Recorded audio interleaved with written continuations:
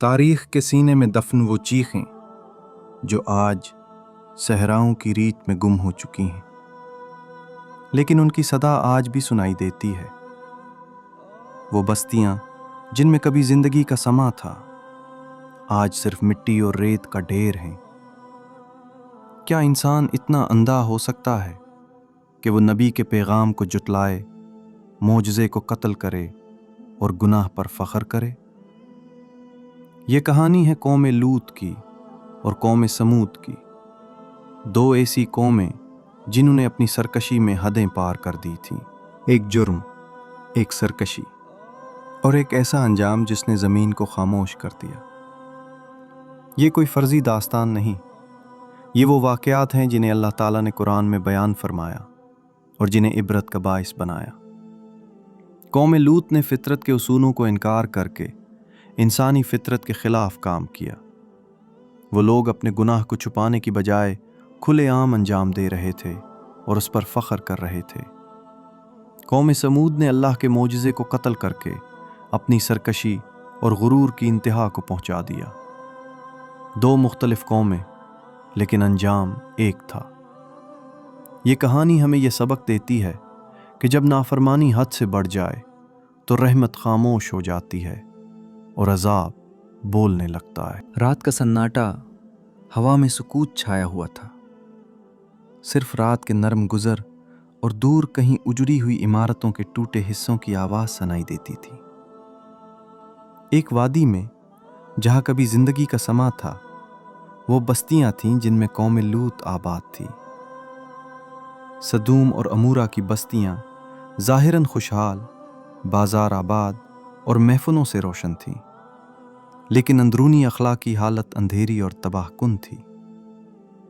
یہ وہ قوم تھی جس نے ایسا گناہ اپنایا جو اس سے پہلے کسی نے نہیں کیا تھا۔ مرد مردوں کی طرف مائل، اپنے فطری رویے اور انسانی اخلاق کے خلاف جا رہے تھے۔ ان کا گناہ چھپ کر نہیں بلکہ اعلان کے ساتھ تھا۔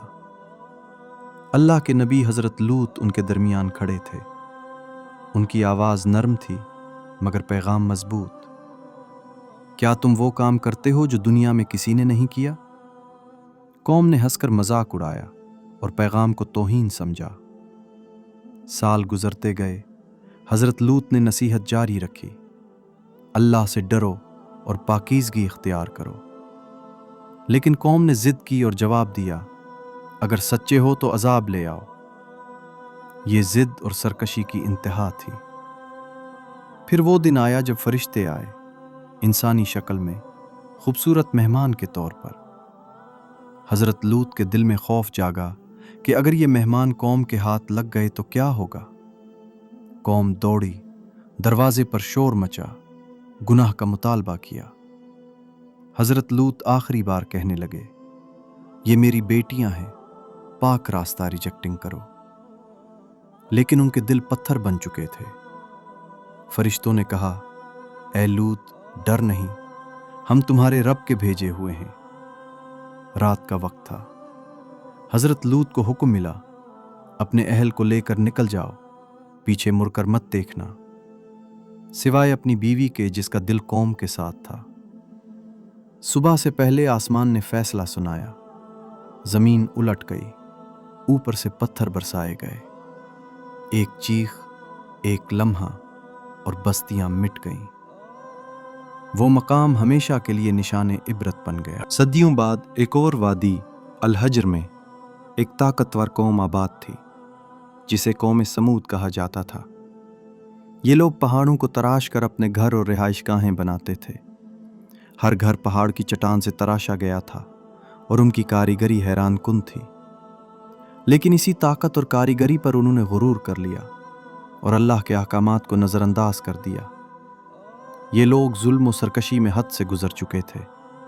وہ عاجزی اور فرمان برداری کے بجائے اپنی طاقت اور فطری وسائل پر فخر کرتے تھے۔ انہوں نے اپنے غرور و تکبر سے اللہ کی نافرمانی کو عام کر دیا۔ اللہ نے ان کی طرف حضرت صالح کو بھیجا تاکہ وہ انہیں سیدھی راہ دکھائیں، توحید اور اطاعت کی طرف بلائیں۔ صالح کی آمد پر قوم نے کہا، اگر نبی ہو تو ہمیں معجزہ دکھاؤ۔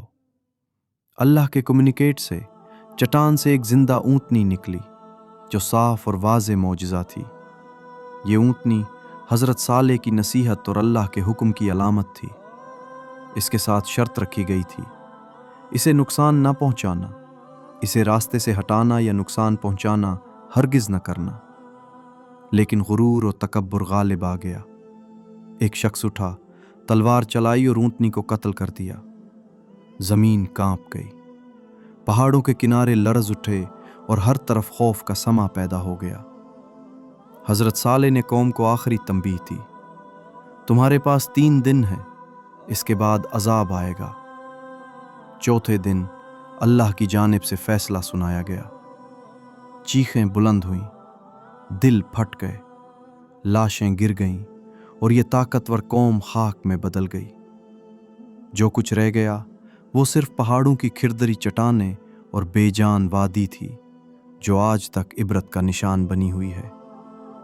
یہ قوم بھی جیسا کہ قوم لوط اللہ کے پیغام کو جھٹلانے اور معجزے کو قتل کرنے کی سزا بھگتی۔ 2 قومیں، 2 جرائم، دونوں نے نبی کو جھٹلایا، لیکن اللہ کا فیصلہ خاموش نہیں ہوتا۔ جب حد پار ہو جائے تو عذاب سوال نہیں کرتا، یہ آتا ہے اچانک، فیصلہ کن، اور ہر سرکشی کو مٹا دیتا ہے۔ یہ کہانیاں صرف ماضی نہیں، یہ آئینہ ہے۔ آج بھی جب گناہ کو معمول سمجھا جائے، جب اللہ کی حدوں کا مذاق اڑایا جائے اور حق کو دبایا جائے، تو انجام بدلتا نہیں۔ اللہ مہلت دیتا ہے لیکن نظر انداز نہیں کرتا۔ یہ داستان ہمیں یاد دلاتی ہے کہ نجات صرف اطاعت میں ہے۔